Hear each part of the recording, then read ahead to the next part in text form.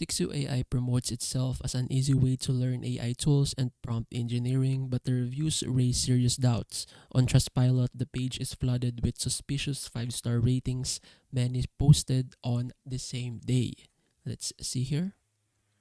8 hours ago, 9 hours ago, 13 hours ago, and we have here a day ago, multiple reviews from a day ago. So this is a classic sign of review manipulation. Meanwhile, on Reddit, users openly question whether Tixu is trustworthy, pointing out the lack of transparency and the sudden surge of glowing testimonials that don't match real customer experiences. This pattern, fake reviews, aggressive marketing, and community skepticism suggests Tixu is not a reliable platform.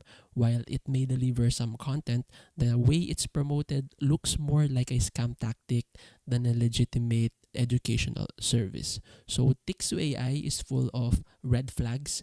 Between the fake reviews and online doubts, it's safer to avoid and stick to established, transparent learning platforms.